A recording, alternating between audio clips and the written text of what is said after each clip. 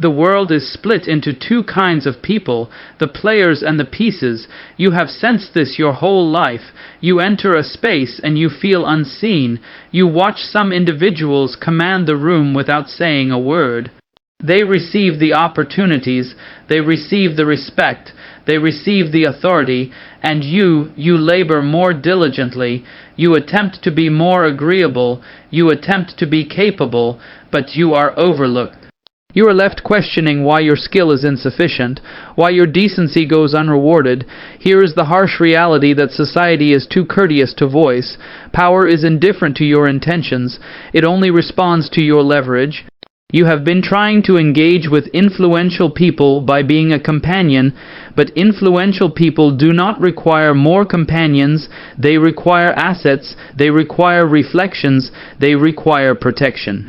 If you wish to enter the circles where true decisions are formed, you must destroy the part of you that craves approval. You must cease asking for permission to exist. Niccolo Machiavelli wrote The Prince more than 5 centuries ago, not as a handbook for the villainous, but as a manual for reality. He recognized that human nature at its foundation is motivated by self, interest, fear, and pride. If you disregard this, you will always be a pawn. If you command this, you become the hand that moves the pieces. In the next several minutes, we will deconstruct the falsehoods you have been taught about building connections. We will examine Machiavelli's 13 ruthless laws of connection. These are not suggestions. They are psychological instruments. By the conclusion of this, you will no longer observe a powerful person and see a superior. You will see a puzzle, and you will possess the only key that solves it. But be advised, once you see the strings, you can never return to being a puppet. Most people fail because they approach power with an open hand, pleading for a kindness. They believe connection is about authenticity. That is a falsehood. Authenticity is a luxury for those who already possess power. For those ascending the mountain, connection is about strategic adaptation. It is about transforming into precisely what the other person needs to perceive until you are so integrated into their world that they cannot operate without you. But how do you accomplish this without sacrificing your integrity? How do you influence the perception of the elite without becoming a flatterer? The answer exists in a psychological concept named the void. But to comprehend the void, you must first understand the 13 laws. Let us begin. Law 1. Never surpass the master. The initial error you commit is attempting to dazzle. You encounter someone influential, and your ego seizes control. You wish to demonstrate to them how intelligent you are, how competent, how much you understand. You believe this gains respect. It does not. It fosters insecurity. Powerful people are frequently the most delicate. Their identity is constructed on being the most intelligent, the strongest, or the most visionary person present. If you arrive shining too radiantly, you do not appear as an asset. You appear as a threat. Machiavelli cautioned us, it is always perilous to seem better than your superiors. When you make your superior appear inferior or even just lesser by comparison, you activate their survival instinct. They will destroy you not because you are unskilled, but because you are hazardous to their ego. So what is the tactic? Dim your brilliance. Make them look exceptional. When you propose an idea, structure it in a manner that makes it seem like their idea.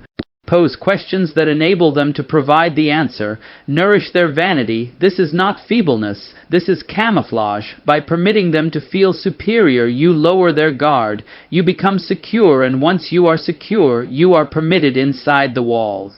While they are occupied admiring their own reflection, you are quietly noting their vulnerabilities, learning their habits, and fortifying your position. Let them have the acclaim. You take the influence. Law 2. Hide your aims. A predictable man is a controllable man. If I know what you desire, I know how to utilize you. If I know you want wealth, I can purchase you. If I know you want admiration, I can praise you. Most people display their desires on their faces. They approach powerful people and their eyes plead, I need something from you. This stinks of desperation, and desperation is the ultimate deterrent. To connect with power, you must be an enigma. Machiavelli recommended, keep your friends close, but your intentions closer. Be inscrutable when you enter a room. Do not disclose your ultimate goal. Discuss everything except business. Discuss art, philosophy, their interests, the wine, anything that makes the interaction human. Make them curious about why you are there. Mystery generates attraction. When they cannot deduce what you want, they become fascinated. They begin to project their own desires onto you. They begin to pursue you to solve the riddle. Never reveal your cards until the pot is yours. Be amiable, be approachable, be captivating, but keep the core of your ambition sealed in a vault where no one can see it.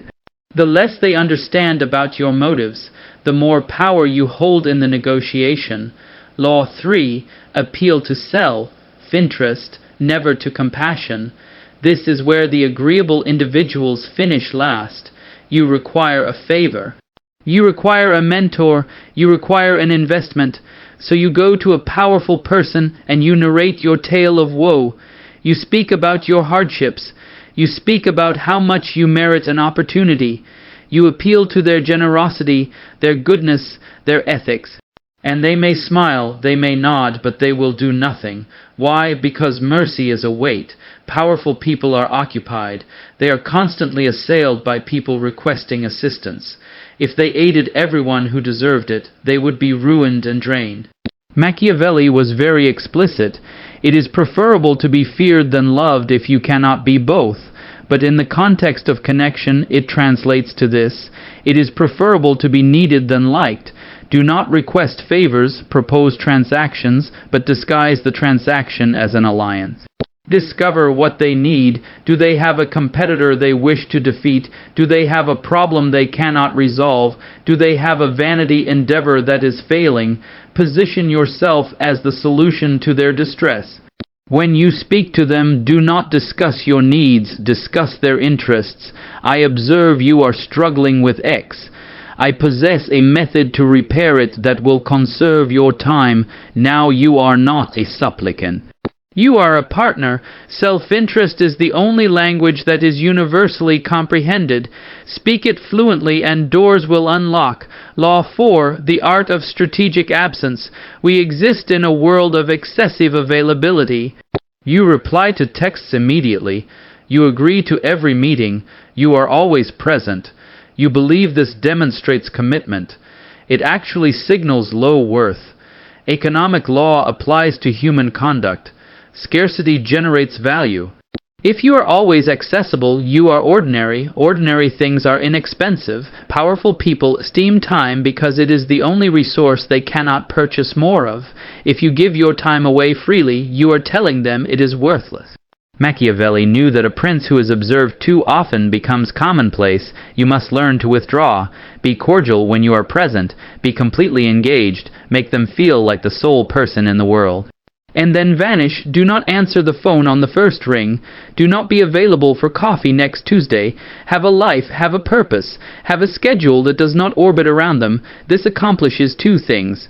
First, it proves you are a person of value who possesses other alternatives. Second, it creates the Zeigarnik effect, an open loop in their mind. They start speculating where you are, what you are doing, who you are with. Your absence occupies space in their mind, and when you do return, your presence is treated as a reward, not a duty. Use absence to kindle the fires of respect. Law 5, the mirror of Narcissus. Everyone is infatuated with themselves. Even the most seemingly modest leader is secretly fixated on their own perspective. They desire to be comprehended. They crave validation of their reality. Most people attempt to connect by talking about themselves. I accomplish this. I believe that this is noise. To connect with power, you must become a mirror. Reflect their image back to them, but slightly improved. If they are aggressive and rapid, talking, you accelerate your speech. Adopt their posture. If they are slow and contemplative, you slow down. You become thoughtful. Match their breathing. Match their vocabulary. If they use war metaphors, you use war metaphors. If they use sports metaphors, you use sports metaphors. This is not mere imitation, it is neurological synchronization. When you mirror someone effectively, their subconscious mind labels you as same. He is like me. Therefore, I can trust him. Therefore, he is intelligent. You are bypassing their logical brain and speaking directly to their reptilian brain. People do not desire to be contested. They desire to be affirmed, be the affirmation of their brilliance. When they look at you, let them see the best version of themselves gazing back. They will become addicted to your presence because you make them feel understood in a way no one else does. Law 6. Become the gatekeeper of information. In the ancient world, land was power. In the contemporary world, information is power. But not just any information, secret information. Powerful people are often isolated. They are surrounded by sycophants who tell them what they wish to hear. They are starving for the truth, starving for the pulse of the streets. If you can be the person who brings them valuable, unfiltered intelligence, you become indispensable. You become their eyes and ears. Did you hear what the competition is planning? I discovered a flaw in the system that no one is informing you about. There is a shift in the market that you need to see. Do not be a gossip, be an intellectual spy. Curate information that protects them or provides them an advantage. When you trade in secrets, you elevate your status. You are no longer an outsider. You are a conspirator, and there is no bond stronger than the bond between co-conspirators. But a warning, never disclose all your sources. Maintain the monopoly on your information supply. If they can obtain the information without you, they do not require you. Keep the source concealed. Deliver the fruit. Law 7, the law of the useful enemy. Nothing unites two people quicker than a shared adversary. Sociologists name this in-group out-group bias. We favor people who detest the same things we detest. If you wish to connect with a powerful person, discover what they loathe. Do they hate inefficiency? Do they hate bureaucracy? Do they hate a specific rival philosophy? Do they hate the established order? Align yourself with that hatred. Validate their aggravation. I cannot believe how mediocre the industry has become. It is precisely what you were expressing. When you validate their enemies, you validate their struggle. You validate their heroism. You are stating, I see the dragon you are battling, and I am here to hand you the sword. Be careful not to be purely negative. It must be a righteous outrage. We are the few sane ones in a world of madness. This creates a cult-like dynamic between the two of you, us against the world, and in the trenches of that imaginary war, deep loyalty is forged. Law 8. Play to their fantasy. Machiavelli knew that people do not live in reality. They live in their fantasies of who they should be. The ruthless CEO wishes to see himself as a benevolent father figure. The chaotic artist wishes to see herself as a disciplined visionary. The insecure politician wishes to see himself as a savior. Your task is to identify their fantasy and perform the supporting role. If they want to be the wise teacher, you become the eager student. Ask them for guidance. Let them lecture you. Let them feel sagacious. If they want to be the rebel, you become the accomplice. If they want to be the king, you become the loyal knight. Do not force them to confront their reality. Reality is painful. That is why they possess money to insulate themselves from it. If you are the one person who sustains their delusion, they will protect you with their life. Because if you depart, the fantasy collapses. You become the prop that supports their self-image. This sounds manipulative because it is. But recall, we are not discussing friendship. We are discussing connecting with power, and power is a theater. Learn your lines, perform your part. Law 9, mastery of emotional alchemy. Powerful people are high-stress individuals. They carry the weight of empires, employees, and millions of dollars. Their internal world is often a tempest of anxiety and pressure. Most people add to that tempest. They bring problems, they bring drama, they bring urgent emails. To be untouchable, you must be the calm, you must be the emotional anchor. When they are frantic, you are measured. When they are furious, you are steady. You must learn to transmute their energy, absorb their chaos, and reflect back clarity. I understand the problem. Here is the solution. It is handled. Those 3 words, "it is handled," are the most seductive words you can utter to a powerful person. You are removing the weight from their shoulders. You become a sanctuary. They will begin to crave meetings with you, not because of the business, but because of how you make them feel. You make them feel secure. You make them feel in command. In a world of noise, be the silence. In a world of fire, be the water. If you can lower their cortisol, you can raise your price. Law 10. Assume formlessness. Machiavelli praised the fox for its ability to adapt. Bruce Lee said, "Be water, the rigid break, the flexible survive." When dealing with power, you cannot possess a rigid ego. You must be adaptable to the situation. Some days you need to be assertive. Some days you need to be yielding. Some days you need to be the leader, other days the follower. Do not become attached to a single identity. If you insist on being yourself, you will conflict with people who do not fit your mold. Formlessness is defense. If you have no shape, you cannot be struck. If you have no shape, you can fit into any keyhole. Adapt to the culture of the person you are connecting with. If they are formal, wear a suit. If they are casual, wear jeans. If they drink whiskey, you drink whiskey. Remove the friction. Make it effortless for them to assimilate you into their world. The perfect spy is the one who looks exactly like the citizens. Blend in so you can stand out when it matters. Law 11. Create dependence. This is the ultimate Machiavellian law. Make yourself necessary to those above you. If they can replace you with a LinkedIn job posting, you are unsafe. You must weave yourself into the fabric of their success. Find a task that they despise doing, but that is essential to their survival, and master it.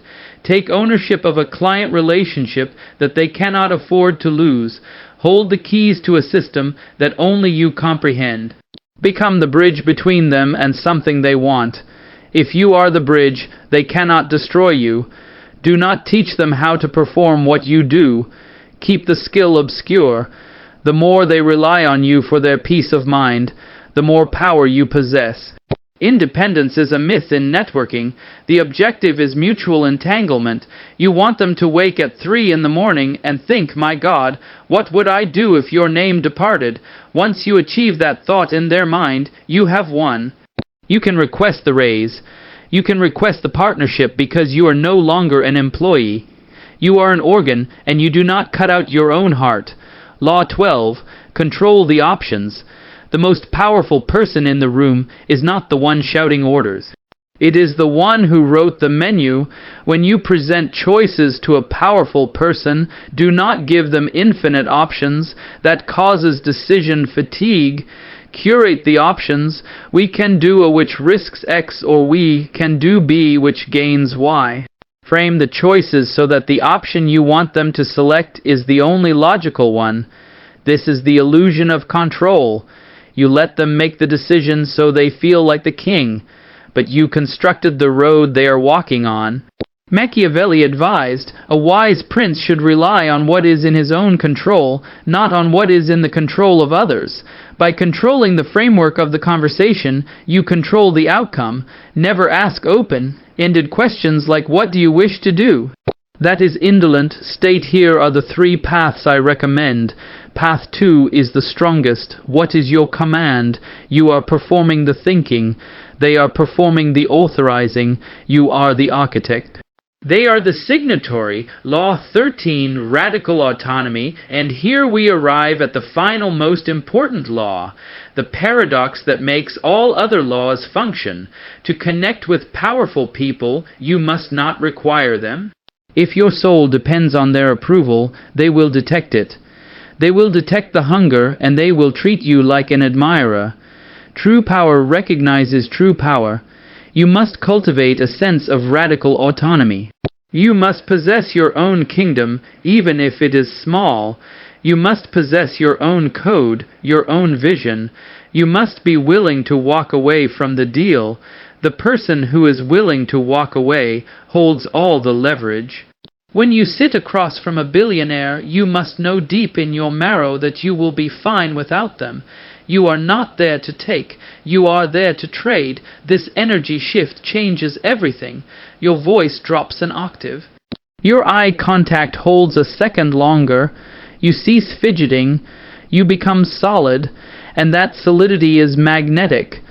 Powerful people are lonely because everyone around them is fluid, bending to their will. When they encounter someone who is solid, someone who respects them but does not worship them, they are fascinated. Be the rock, be the sovereign of your own mind. Connect from a place of completeness, not a place of deficiency. Take a breath, let those laws settle in. I know what you are thinking. This sounds cold. This sounds calculating. This sounds manipulative. It is, but look around you.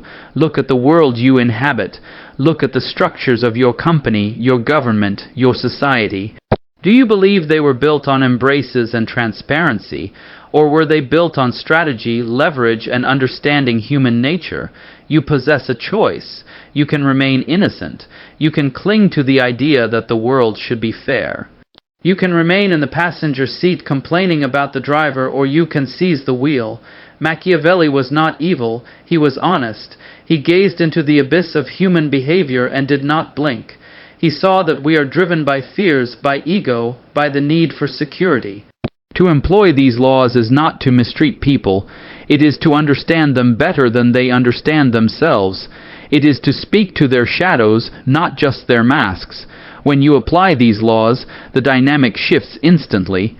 You cease being invisible, you cease searching for a savior, and you become the strategist. You realize that powerful people are merely players who learn the rules earlier than you did. They are waiting for someone genuine, someone who comprehends the game to walk through the door. That someone is you. The 13 laws are not chains, they are keys, but holding the keys is useless if you do not possess the discipline to turn the lock.